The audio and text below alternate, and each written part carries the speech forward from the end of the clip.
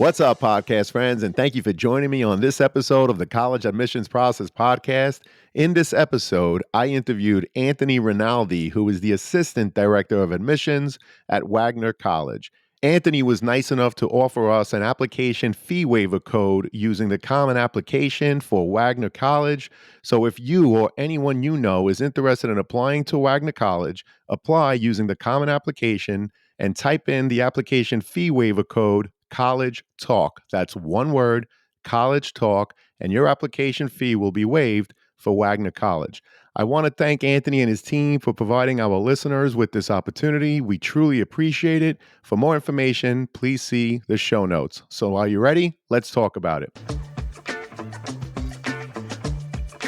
Welcome to The Cap, where we are here to speak with college reps and other professionals in the field of college admissions to help answer all your questions and guide you through every step of the process. So if you're serious about college admissions, you've come to the right place. Are you ready? Let's talk about it. And now, here's your host, Dr. John Durante. Welcome to The Cap, the College Admissions Process Podcast. I am your host, John Durante, and I am here to introduce you to college admissions representatives and other professionals in the field of college admissions. Our purpose is to serve you, the students and parents, so that you may gain insight straight from the people who ultimately make the decisions.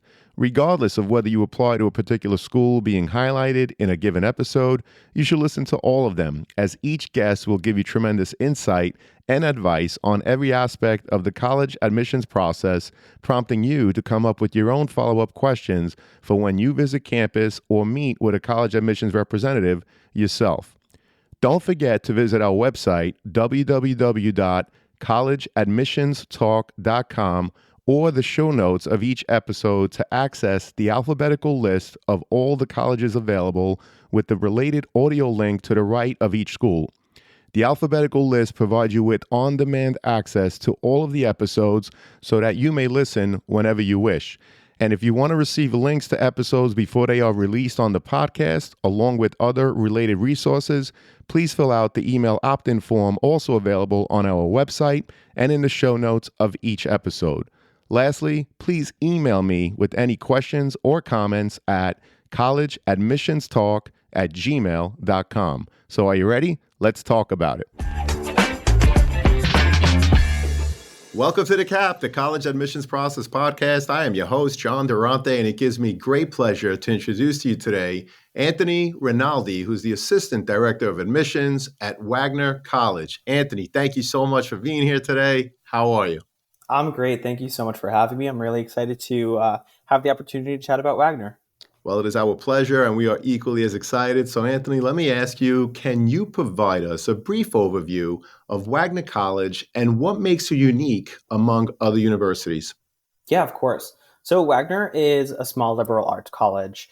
So we are located in New York City. We're on the North Shore of Staten Island, which for those of you who don't know, it's one of the more residential boroughs of New York City. So we have about 2,200 students on our campus. Most of them are residential, so we're giving you that traditional experience on a college campus with res life and access to New York City. So there are really three things that make us unique and kind of separate us from some different colleges that I've seen throughout my own college search process. One of the most important things to us is our sense of community. So we're an incredibly tight-knit community on our campus, and we're very family-oriented. Everyone really gets to know each other well, and there's incredible support on our campus. It really feels like home here, and it's, again, not something that I've seen at many other schools. Our curriculum definitely sets us apart. So about 30 years ago, we did build a practical curriculum into our liberal arts curriculum. So we understand that we're in an age where students need practical skills, and that's what they're looking for out of their college experience. So we created what's called the Wagner Plan. The Wagner Plan is 3 different learning communities across a student's 4 years of college year. So each of those learning communities are going to focus on high-impact learning experiences, which have proven to increase success for students post-graduation. So starting the very first semester that students get on campus, they're in their first learning community. There's one during their sophomore, junior year, and then another one during their senior year. And all of those are focused on things like experiential learning, project-based learning, analytical thinking. intensive writing, oral communication, intercultural awareness, and things like that, that again are going to help them succeed after they graduate.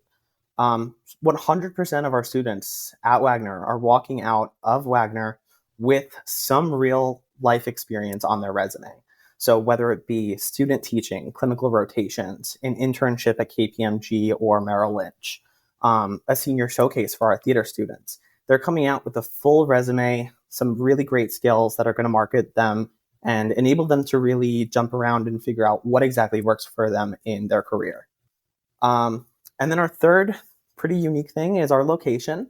So we are one of the few schools in New York City that have the traditional campus. We have 105 acres of a full park-like green campus with 4 different residence hall communities, our classroom spaces, our gym on campus that's free for students to use. We have our football stadium. So we're giving you all of that, but we're in New York City. Our campus looks at the New York City skyline and the New York City harbor, and we're about 35 minutes away by public transportation. So that really presents a lot of opportunities for students, both professionally and personally. Well, Anthony, I want you to know that I actually grew up in the great borough of Brooklyn, about 25 minutes away from Wagner College's campus. So I've been there many times. It is absolutely a beautiful campus right in the heart of the city and overlooking, of course, the beautiful Verrazano Bridge. So thank you so much for that overview. Really appreciate it. And what can you tell us about life on campus, as students are usually curious about the social aspect of their college life? So, Anthony, what could you tell us about life on and off your campus? Yeah, so there's a lot going on here, especially for such a small campus. One thing that's really important to us, we are a Division I level athletic school. So we have 28 Division I and varsity level athletic teams, including football, basketball, women's soccer, track and field, bowling. So we've got all of those really big events. Last year, we did make it to the Northeast Conference Championship for our basketball team. If we would have won that, we would have been in March Madness. Disappointing loss, but it's a really exciting energy and atmosphere to be a part of irregardless. So even though we don't win every game, nobody wins every game, but we still have a lot of fun at our games. And I personally love our basketball games the most. They're a lot of fun.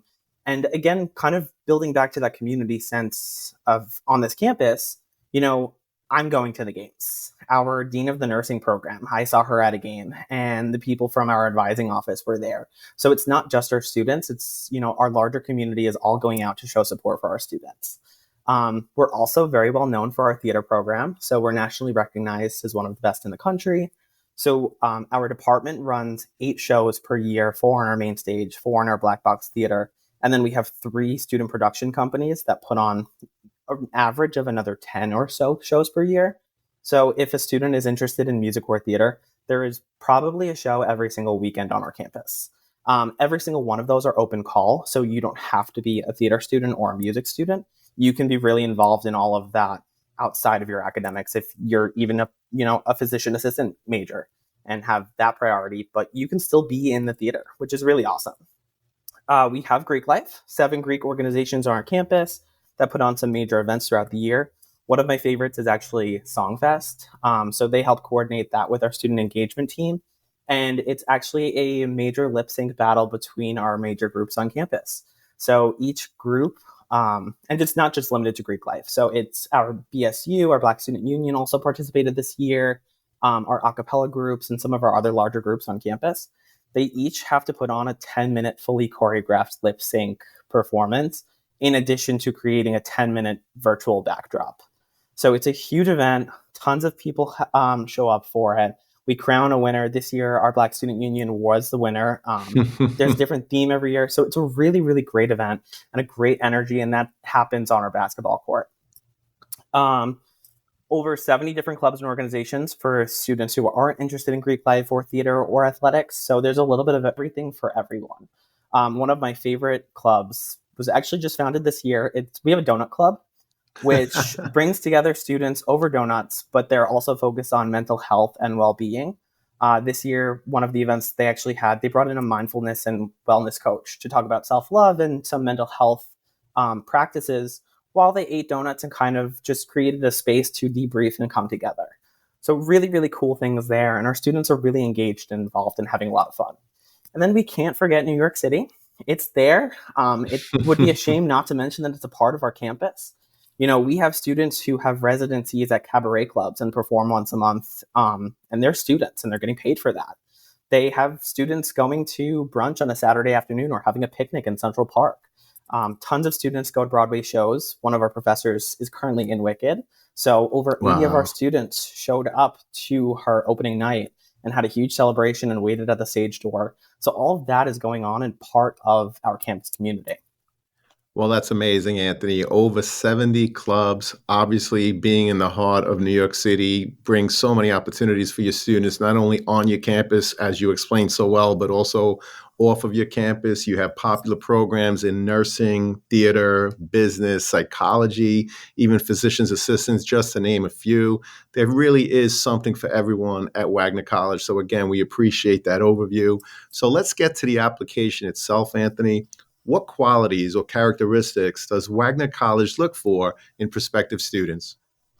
So I like to say that we're really looking for people, not just students. So college is about so much more than academics, and it's about everything we also talked about so far. It's about being engaged on our campus and being a part of that larger community.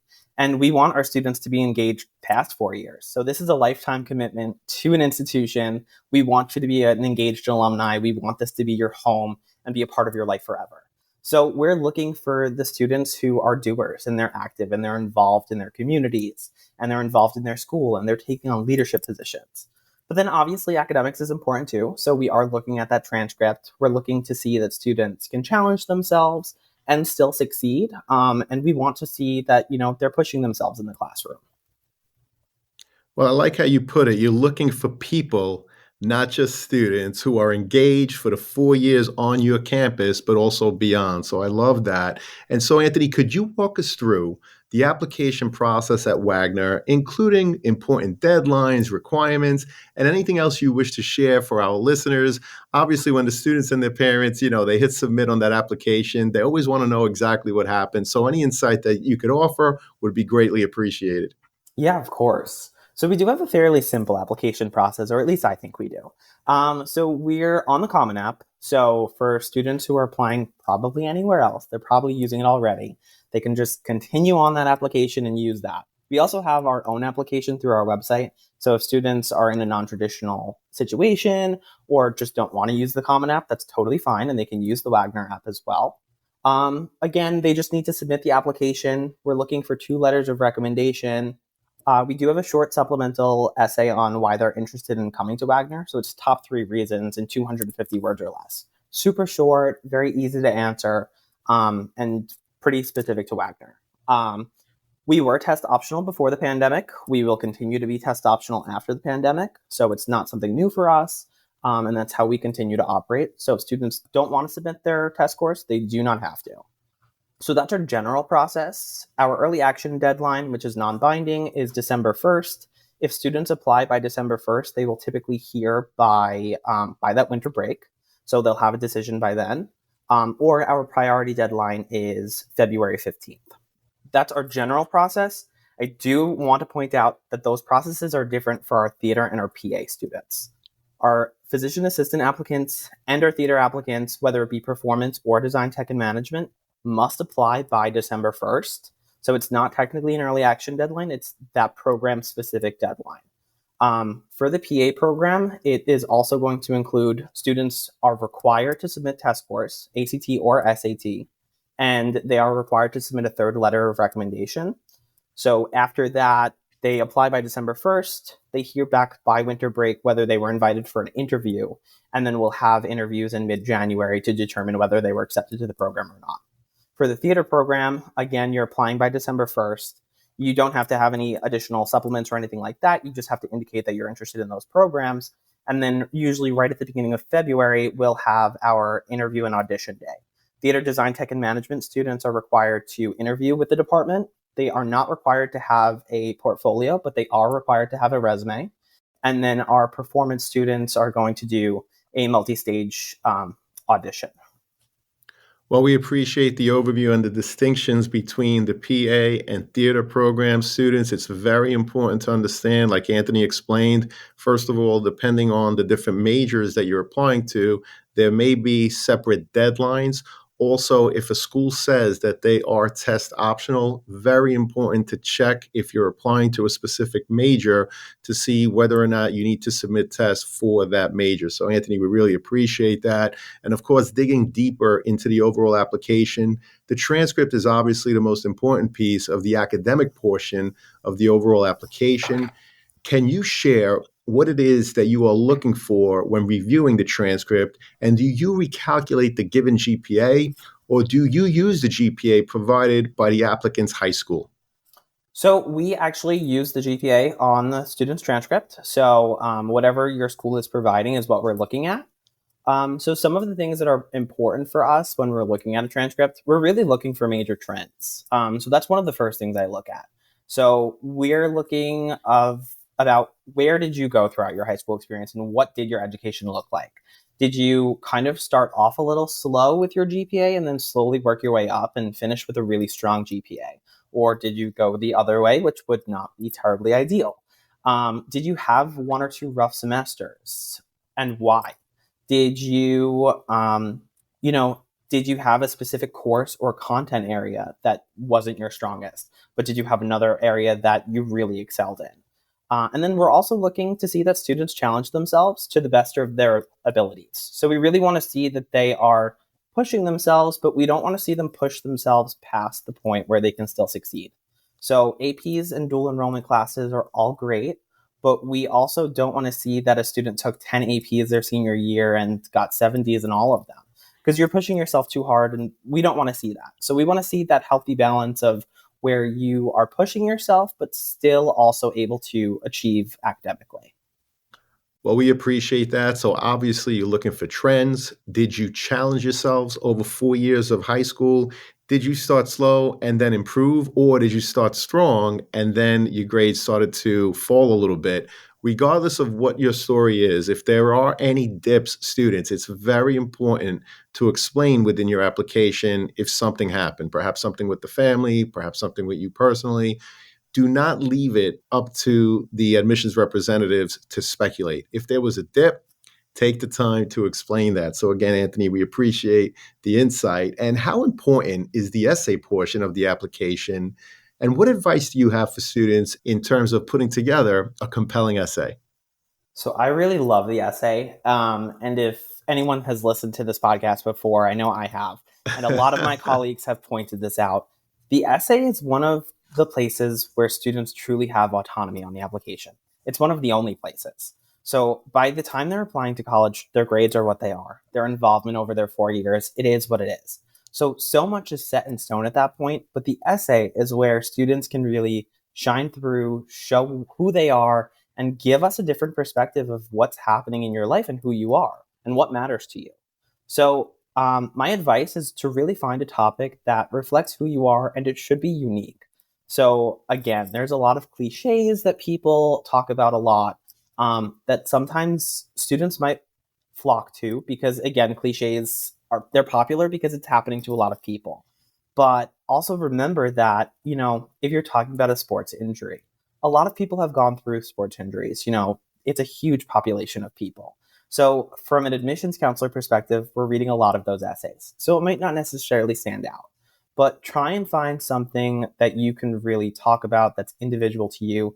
I've read students' essays who talked about plane spotting.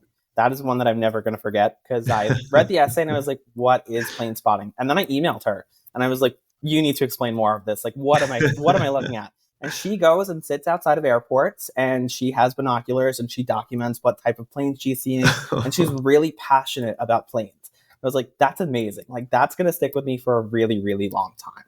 And then something else, another piece of advice that I really like to give students is content can be hard. But what's not hard about the essay, or shouldn't be, is the grammar and mechanics of it. So one thing that I'm immediately looking for when I'm reading an essay is, do the students know how to write, and do they know how to write well? Did they take the time to polish and proofread their essay? It hurts my soul when I see an entire block of 650 words without an indentation, without any separation, without proper punctuation, when the word I is not capitalized. So those are things that really matter to me a little bit more than content sometimes. Because again, I know that it can be hard to come up with a really enticing essay. Typically students are 17 and maybe haven't gone through a lot, or not that you have to write about something that you've gone through or a challenge, but make sure that the essay is proofread and edited and polished. Show it to your English teachers, read it out loud, look it over a few times, and make sure that it's well done. Because at the end of the day, we're also evaluating you to make sure that you're ready to write at the collegiate level. Students are going to have to write essays as soon as they start in their freshman year. It's going to be a part of their experience. And we need to see that you're prepared for that. I want to welcome back Sean Patel, who is the founder and CEO of Prep Expert. He's a Shark Tank entrepreneur making a deal with Mark Cuban back in 2016. And he's also a board-certified dermatologist who received a perfect score on his SAT. Sean, welcome back. How you doing today? I'm doing great. Thanks for having me back, John. So I just wanted to share with all your listeners real quick that we have an amazing partnership with the College Admissions Process podcast, and we have a really special offer for all of your listeners. So for any listener who wants to enroll their student into one of our Prep Expert SAT courses, ACT courses, or one-on-one tutoring programs, you can get 30% off just for being a listener of the College Admissions Process podcast. All you need to do is put in the promo code College Talk, one word, just College Talk, and that'll give you 30% off all Prep Expert SAT courses, ACT courses, or one-on-one tutoring packages. Make sure you use the link in the show notes of the College Admissions Process podcast. Thank you, Sean. We really appreciate it. To our listeners, as an affiliate partner with Prep Expert, I want to be transparent with you that for every purchase made using our coupon code, which is College Talk, the College Admissions Process podcast will receive a small commission from Prep Expert. But rest assured that we only promote programs that we believe in and feel would benefit our listeners. For more information, please see the Prep Expert affiliate partnership link in the show notes. And now let's get back to the show. Well, we appreciate that, Anthony. And you're right. We talk about the essay in every single episode, but I really love what you said. The essay is where you basically have autonomy, as you put it, over the application. And that's so true because, as you mentioned, grades are basically set, right? In the fall of senior year, your transcript is set from 9th grade through 11th grade. The courses are done. Obviously, keep building ramps. It's very important to show that you're continuing to challenge yourself as a senior. Obviously, the grades are not ready yet, but admissions representatives like Anthony will see your courses in progress. And even the activities are pretty much set. Yes, of course, you're going to continue to do things in senior year, but the bulk of your work is already on that activity sheet. So, Anthony, speaking of the extracurricular activities, are there any specific activities or experiences that Wagner College values and considers in the admissions process? And does it differ based on a student's intended major? Yeah, so we're pretty open. I already talked about how there's so much happening on our campus that there really is a spot for everyone to find what they want. So the same is true for high school. So we're looking to see that you're just overall involved, that you found a few things that you were really passionate about and stuck with over your 4 years and maybe achieved some leadership roles and were really dedicated and committed to those organizations. So again, we're super open about that, and we just want to see that overall engagement. Some of our programs we expect to see a little bit more. For our PA and nursing students, we are looking for some healthcare experience just because it helps us know that you're prepared for your future and you know where this program is actually going to take you. So, these are intense programs. They require a lot of work. They have really fantastic outcomes, but we want to know that you're dedicated and committed to those programs and you want to go into those careers. So it's helpful. And then theater, it is one of our most competitive programs on campus. So students should typically have some theater experience, and usually they will. So it's not really a concern. And again, we're never going to hold it against a student if they don't have that experience, but it's helpful when we're reviewing their application to see that they do. Well, that's terrific insight. And Anthony, of course, another part of the application are those letters of recommendation. What role do recommendation letters play in the application review? And is it better to have letters from teachers, coaches, or other individuals? So I really, really, really love letters of recommendation. This is a part of the application where we're seeing someone else's perspective of you. So someone else who has gotten to know you over the past few years and knows what you can achieve and accomplish. So I think they're a really great way of letting us see who students are. We're not picky about who they come from. So it can be teachers, counselors, coaches, bosses, community leaders, anything along those lines, as long as it's not a personal relationship. But what is really important is that this person knows the student well. We want to see that real relationship. We want to see that they know who they are. And then we're looking for words like kind, hardworking. We want to see that they're a leader, that they're passionate.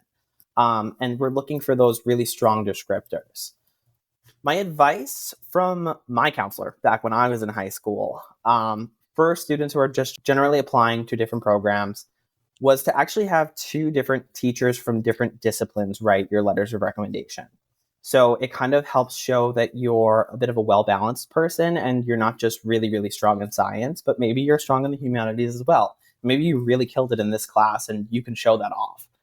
So for me, I used my AP Bio teacher and my Russian teacher, both of whom are individuals that I'm very close with to this day.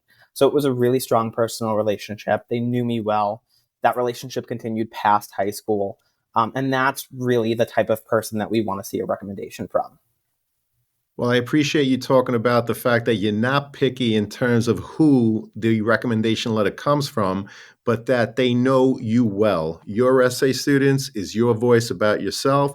The recommendation letter, of course, is someone else's voice about you. So choose who writes your letter well. Again, Anthony, we appreciate that. And are there any specific financial aid or scholarship opportunities available for prospective students?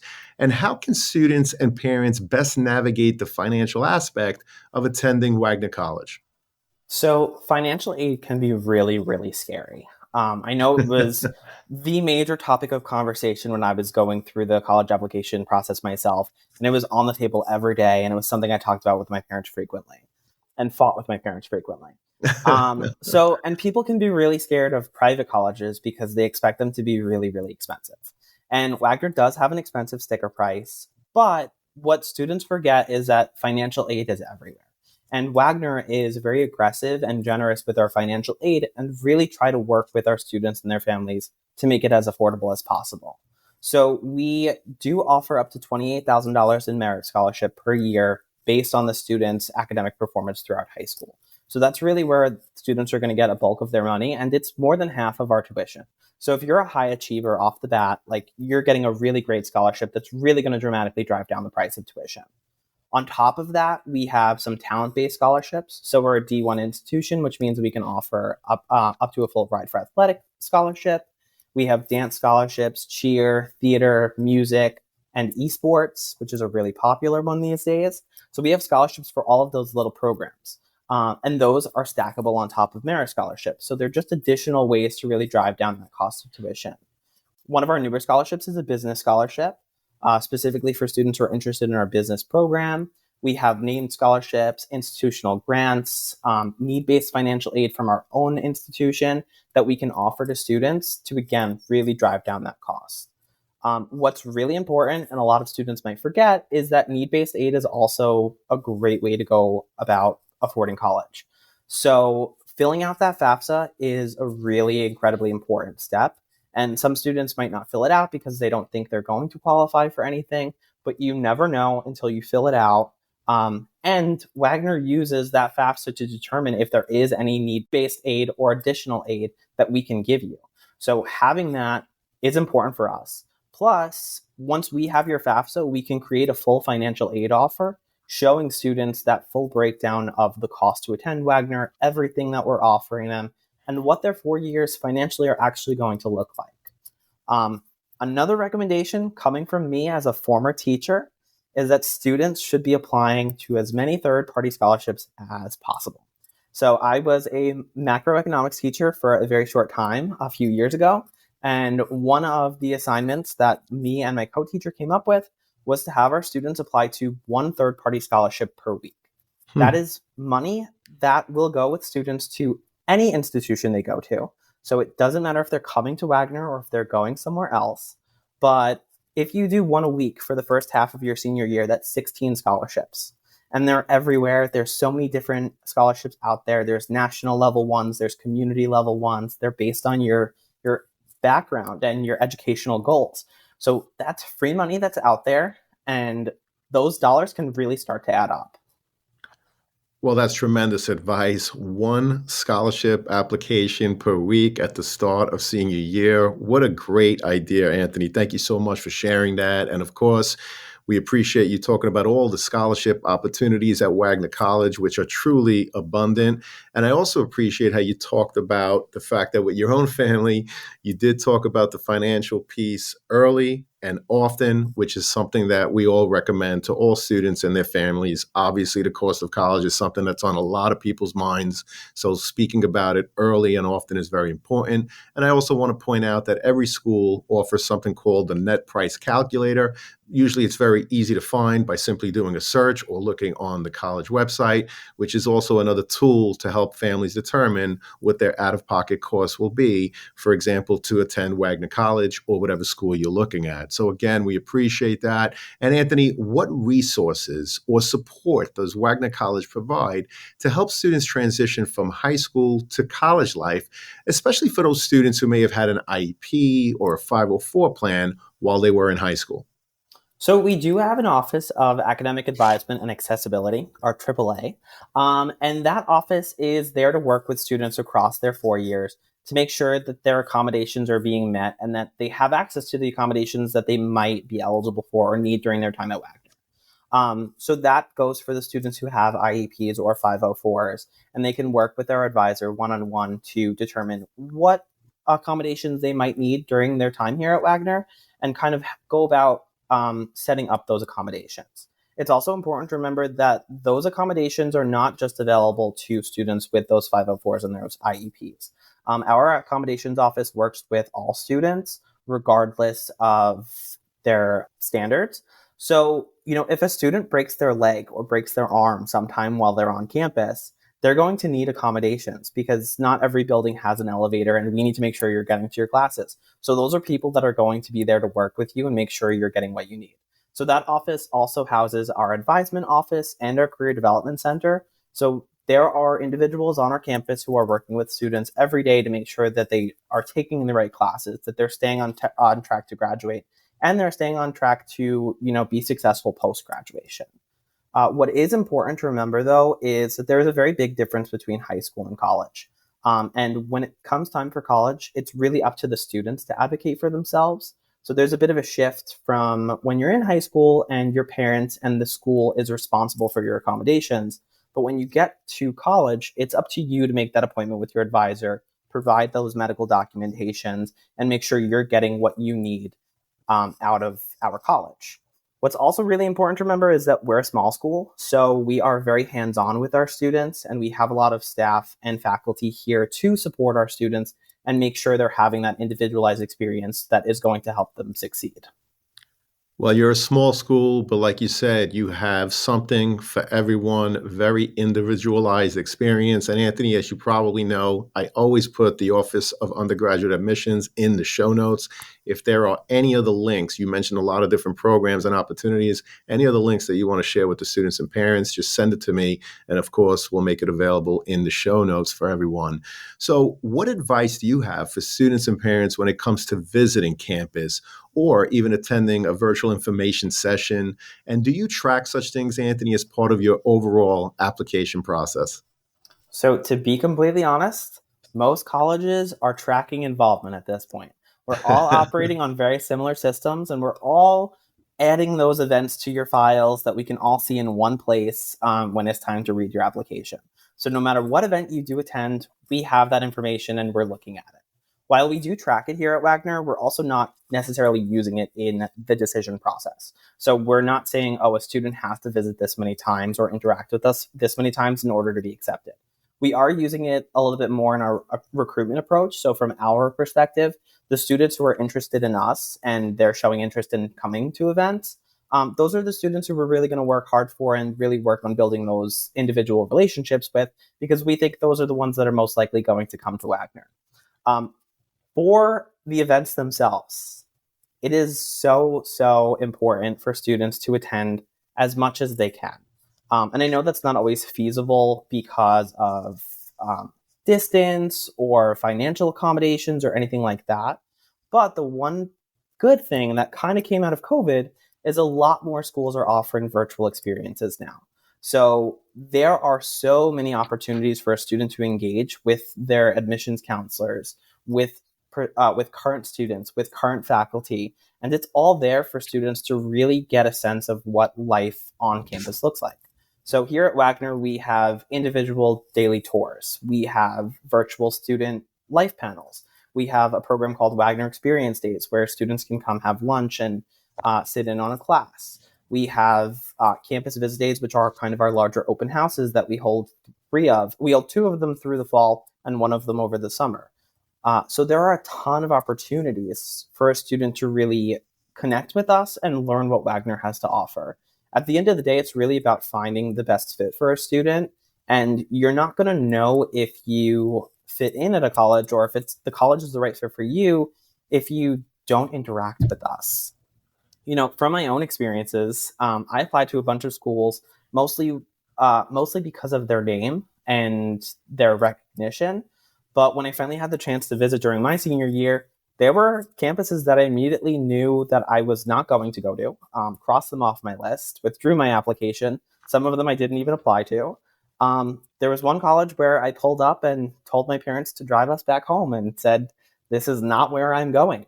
And it's nothing against that college, but I just knew that that's not where I was going to spend 4 years, and it's not where I wanted to.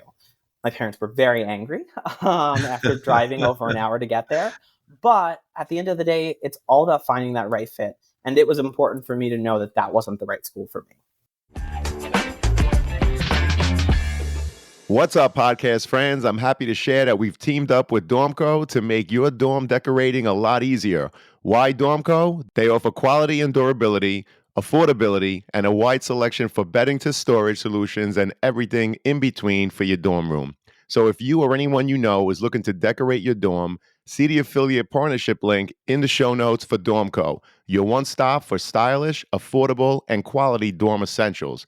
Please note that if you make a purchase through any of our affiliate links, the podcast gets a commission, but rest assured that we would only promote products that we believe in and feel would benefit our listeners. Thank you all, and best wishes. Well, that's great advice, and it talks to the fact of the importance of demonstrating your interest. Students, first of all, it's for your own research. Visiting campuses, Anthony just explained a story where it was a school where perhaps he thought he was going to go, but by the time he even got there, he just didn't feel right and decided not to. So that's an example of how important it is to actually be on that campus. And if you can't visit before you apply, certainly try to visit before you matriculate, because you don't want to get that feeling after paying, that first semester and now you're stuck there. So definitely a good piece of advice to visit campus. Again, if you can't do it before you apply, certainly before you matriculate. And demonstrating your interest, students, whether an institution says that they track it or not, it's important to do it anyway because it can't hurt you. It could only help you in your own research and throughout the entire process. So, Anthony, this has been a phenomenal conversation. Unfortunately, it does lead us to our last question, which is, what are your top 3 pieces of advice that you would provide a student and their parents getting ready for the college admissions process? Thank you so much for having me so far. And I'm super excited about this question. So, first piece of advice, make your own decisions and decide what is right for you. There are going to be a lot of voices around you during this college process, from your counselors to your friends, to your parents' friends. And everyone's going to have something to say about the school that you might be thinking about going to. And there's always going to be people out there who absolutely love a school, and there's going to be the people who don't love it. And that's fair. It is normal. But you have to make up your decision for yourself. about whether that school is the right fit for you. Because at the end of the day, your parents and your parents' friends aren't the ones who are going to spend 4 years on campus. You are. So while it's, of course, important to listen to other people's perspectives, you can't give it too much weight. If they say it's a horrible school and you should never go there, you need to make that decision for yourself. There was a lot of noise around me when I was applying to colleges. And to be completely honest, I cried the day I submit my application because of what other people were saying about where I was going to submit my deposit. But it turned out to be a great experience. I loved where I was, and it was the right fit for me. Number 2, get things done early. I was the student that admissions professionals warn you about on these podcasts. I was the one who waited until the very last minute to do absolutely everything. I was writing my supplementals at 10 p.m. on Halloween for those November 1st deadlines. I was writing my supplementals on New Year's Eve because I waited until the last minute. And it's a horrible, horrible idea. So get it done early, September, October, get it all out of the way. There's so much to enjoy during your senior year. And, all of these high schools create so much programming to really finish off that experience and make it a great one. Enjoy it. Don't waste your time. Not that it's a waste of time, but don't utilize your time improperly where you're going to ruin some experiences because you push something off until the last minute. And then my third piece of advice is just to breathe. This process can seem very overwhelming and it gets a really bad reputation. People are always stressed about college when you talk about the college application process. And there is a lot to consider and there is a decent amount of work to do. But at the end of the day, there are thousands of schools out there. And it's really just about finding the one that fits for you and figuring out where you want to go. Have fun with this process. Don't let it stress you out too much and just take it one day at a time. Well, Anthony, those are tremendous pieces of advice. I am so happy that I had you here today because, first of all, we learned so much about Wagner College and so many students and parents are going to be helped by this conversation. I do hope to have you again. You were awesome, Anthony. Thank you. Thank you so much for having me. This was a lot of fun, and there's nothing I love more than talking about Wagner. Well, that's awesome, Anthony. You were terrific. And to everyone out there listening, good luck as you navigate the college admissions process. Take care, everyone. Best wishes.